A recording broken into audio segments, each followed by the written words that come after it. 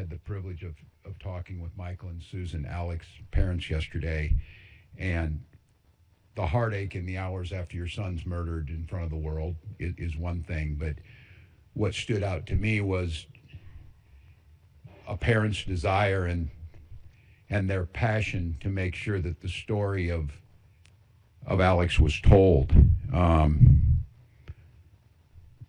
Someone who went to work to care for veterans, someone who was a valued coworker, someone who relished and lived in this state in a big way, whether it was outdoor activities or being down there on the street as a First Amendment witness to what ICE is doing to this state. So once again, to Michael and Susan, when I talk to these parents, it's always in deep confidential conversation. In this one, though, Michael was very clear to me. He said, don't let them forget Alex's story. The world knows how he died. He died at the hands of ICE agents on the streets of Minneapolis.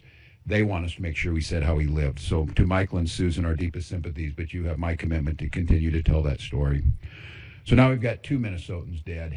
We didn't had time to start telling Renee's story of a poet and a mother and a bright spirit, and now we're telling Alex's story.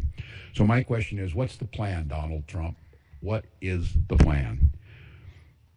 What do we need to do to get these federal agents out of our state? You thought fear, violence, and chaos is what you wanted from us, and you clearly underestimated the people of this state and nation. We are tired, but we're resolved. We're peaceful, but we'll never forget. We're angry, but we won't give up hope. And above all else, we are clearly unified. If it was the intention of Donald Trump to make an example of Minnesota, then I'm damn proud of the example that the world's seeing. We believe in law and order in this state. We believe in peace. And we believe that Donald Trump needs to pull these 3,000 untrained agents out of Minnesota before they kill another person.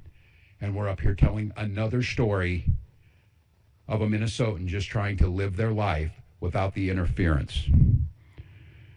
To Americans who are watching this right now, and I don't know, maybe you're watching it with curiosity, bewilderment, horror, scorn, or sympathy.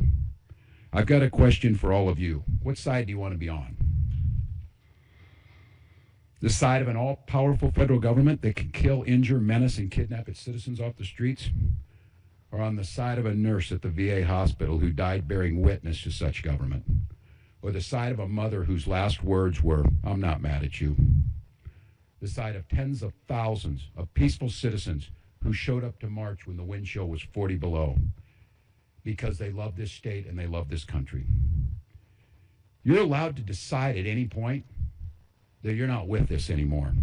If you voted for this administration, heck, even if you thought Operation Metro Surge was a good idea, sounded like the thing to do a month ago, you're still allowed to look at what's happening here in Minnesota and say, this isn't what I voted for and this isn't what I want. I ask you not to stand by idly. Speak out, share what you're seeing, and urge others to put politics aside. We're no longer having a political debate. We're having a moral debate. We all want secure borders and immigration enforcement that prioritizes criminals. And I want to thank the press, especially the local press, who has done a deep dive to show that's exactly what Minnesota does. But what you're seeing is not common sense, lawful, or humane enforcement. That's not what this occupation is about.